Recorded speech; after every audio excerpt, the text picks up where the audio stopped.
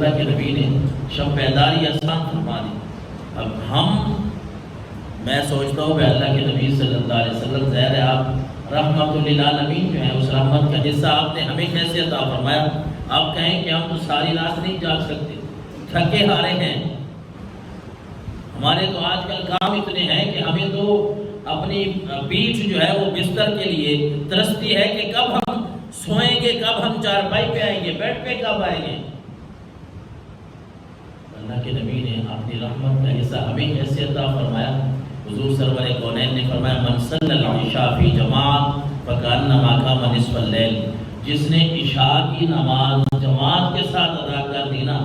اللہ اس کو آدھی رات کے برابر عبادت کا ثواب عطا فرما دیتا ہے۔ اور فرمایا من صلی الصبح فی جماعت فکانما صلی اللیل کلہ، اور پھر جس بندے نے فجر کی نماز عشاء کی نماز جماعت کے ساتھ پڑھ کے سو گیا، اپنی مصروفیات میں کھو گیا، اور پھر فجر کی نماز جو جماعت کے ساتھ پڑھی، حضور نے فرمایا رب ساری رات عبادت کرنے کا ثواب اس بندے کو عطا فرما دیتا ہے۔ ہمارے لیے تو رب کے نبی نے ایسی رحمتیں بیان فرمائی ہیں، کوئی ایسا آدمی جو رب سے محبت کرنے والا ہو سے اس کی کئی صورتیں رسول اللہ نے فرمائی،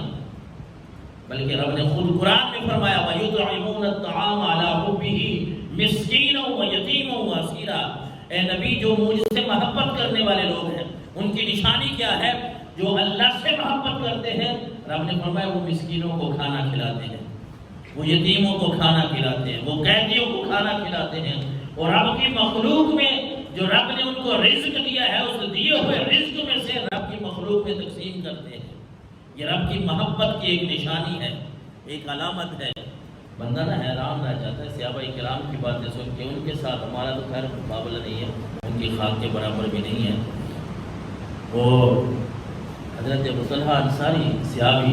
آیت مقدسہ نازل ہوئی 4 سپارے کی پہلی آیت لن تنالوا البر حتى تنفقوا مما تحبون، جس میں اللہ تبارک و تعالیٰ نے فرمایا بھائی نیکی اس وقت ملے گی جو اللہ کے راستے میں تم دیتے ہو نا، اس کے بارے میں رب نے فرمایا بھائی جو چیز تمہیں زیادہ پسند ہے وہ رب کے راستے میں دو گے نا تو تبھی تمہیں نیکی ملے گی۔ صحابی آ گئے حضور کی بارگاہ میں، یا رسول اللہ آیت نازل ہو گئی۔ حضور نے فرمایا ہاں۔ حضرت ابو طلحہ کہتے ہیں بھائی یا رسول اللہ میں یہ عرض کرنے آیا تھا، یہ بیر خاء ہے نا، مسجد نبوی کے سامنے ایک کنواں تھا، ایک باغ تھا حضرت ابو طلحہ کا، بڑا خوبصورت باغ تھا اور بڑا سونا تھا، اس میں کنواں جو تھا اس کا پانی بڑا میٹھا تھا۔ رسول اللہ صلی اللہ علیہ وسلم اس سے پانی خود پیتے تھے، اور بعض روایات میں منقول ہے کہ یہ مسجد نبوی جہاں آج بھی ہے گیٹ نمبر 22-21 کے قریب ہی آج بھی وہ نشان موجود ہے بیر خاء کا۔ وہ کوئی ایسا خوبصورت کنواں تھا کہ رسول اللہ صلی اللہ علیہ وسلم وہاں سے پانی منگوایا کرتے تھے، میٹھا پانی تھا اس میں، حضور خود بھی تشریف لے جایا تھے۔ کچھ روایات سے یہ باتیں ملتی ہیں کہ حضور وہاں قیلولہ بھی فرماتے تھے، دوپہر کے وقت وہاں تھوڑا آرام بھی فرماتے تھے۔ وہ تو ویسے ہی برکت والا باغ ہو گیا جس میں رسول اللہ تشریف لے جاتے تھے، لیکن بات اللہ کی محبت کی ہے کہ رب نے آیت کریمہ کا حصہ نازل فرمایا لن تنالوا البر حتى تنفقوا مما تحبون، نیکی اس کی شمار ہوگی اللہ کے راستے میں جو تم نے دینا ہے وہ بڑا اچھا مال ہو، جو تمہیں پسند ہے وہ رب کے راستے میں دو گے تو تب نیکی ملے گی۔ صحابی آ گئے، یا رسول اللہ آیت نازل ہو گئی،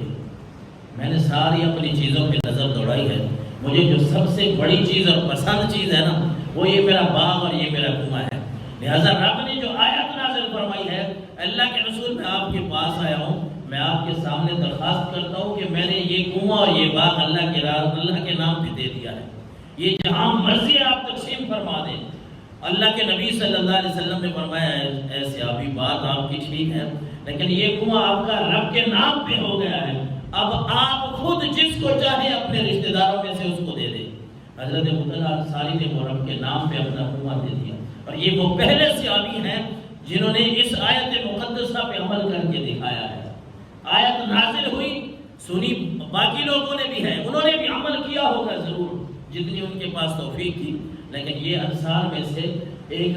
ایسے افراد میں سے ان کا شمار ہوتا ہے جن کو رب نے نوازا ہے اپنی نعمتوں سے، تو فوراً اللہ کے نبی کی بارگاہ میں آ گئے، یا رسول اللہ میں اللہ کی محبت میں یہ اپنا باغ دینا چاہتا ہوں، رب کے نام پہ دینا چاہتا ہوں، کیونکہ جو رب سے محبت کرتے ہیں نا ان کا اپنا انداز ہوتا ہے۔ ام المومنین حضرت عائشہ صدیقہ فرماتی ہیں رسول اللہ نے ایک لشکر بھیجا، واپس آئے، کہیں کوئی کام تھا کسی غزوہ کے لیے، کسی جنگ کے لیے، واپس آئے تو کسی نے شکایت لگا دی کہ یا رسول اللہ جو آپ نے ہمارا لیڈر بنایا تھا یہ تو نماز میں قل هو اللہ احد پڑھتا رہتا ہے۔ آپ کو ویسے مسئلے کا پتہ ہونا چاہیے کہ نماز میں قل هو اللہ احد پڑھنا کوئی ضروری تو نہیں ہے، قرآن مجید کے ہاتھ سے آتا ہوا بندہ پڑھ سکتا ہے۔ جس طرح آپ نماز میں سنتے رہتے ہیں، امام فجر کی نماز میں، مغرب عشاء کی نماز میں کبھی قرآن کسی جگہ سے پڑھتا ہے، کبھی کسی جگہ سے پڑھتا ہے۔ تو نماز میں قرآن مجید جو ہم پڑھتے ہیں قل هو اللہ احد ضروری نہیں، جتنی صورتیں آتی ہیں جہاں سے آتی ہیں ہم پڑھ سکتے ہیں۔ لیکن اس صحابی کو ظاہر ہے اور بھی یاد تھا، اس کا معمول اور اندازہ اس کا انداز یہ تھا کہ وہ قل هو اللہ احد پڑھتا ہے۔ تو صحابہ کرام نے آ کے شکایت کی، یا رسول اللہ آپ نے جو ہمارا لیڈر بنایا تھا یہ تو قل هو اللہ احد پڑھتا ہے۔ ہمیں اعتراض نہیں ہے، لیکن صحابہ کے ذہن میں یہ تھا کہ یا رسول اللہ اس نے کسی اور جگہ سے قرآن نہیں پڑھا، اکثر طور پہ یہ پڑھتے تھے۔ حضور نے پوچھا چلو ان سے پوچھیں وجہ کیا ہے، کیوں پڑھتے تھے؟ تو صحابی نے کہا بس مجھے اور تو پتہ نہیں ہے، اس میں رب کی توحید کا بیان ہے، میں اللہ کی محبت کی وجہ سے سورہ اخلاص زیادہ پڑھتا تھا، قل هو اللہ احد پڑھتا تھا۔ تو رسول اللہ نے فرمایا اگر اس کا جواب یہ ہے نا کہ وہ رب کی محبت سے یہ قل هو اللہ احد پڑھتا تھا، تو جا کے اس کو خوشخبری سنا دو کہ رب بھی تجھ سے محبت کرتا ہے۔ بندہ رب سے اگر محبت کرے تو اللہ تبارک و تعالیٰ بھی اس بندے سے محبت کرتا ہے، محبت فرماتا ہے۔ وہ ایک صحابی آئے، حضرت ابو داؤد شریف میں ہے، ابو ذر غفاری رضی اللہ تعالیٰ، انہوں نے عرض کی یا رسول اللہ صلی اللہ علیہ وسلم یہ فرمائیے کہ بندہ کسی سے محبت کرتا ہے کسی سے، لیکن ان جیسا عمل نہیں کر سکتا، تو پھر اللہ کے نبی نے فرمایا بندہ جس سے محبت کرتا ہے اسی کے ساتھ ہی ہوگا۔ تو حضرت ابو ذر غفاری نے عرض کی یا رسول اللہ میں تو اللہ رسول سے محبت کرتا ہوں۔ حضور نے فرمایا تو اللہ رسول سے محبت کرتا ہے تو اللہ کے رسول کے ساتھ ہی ہوگا۔ تو اللہ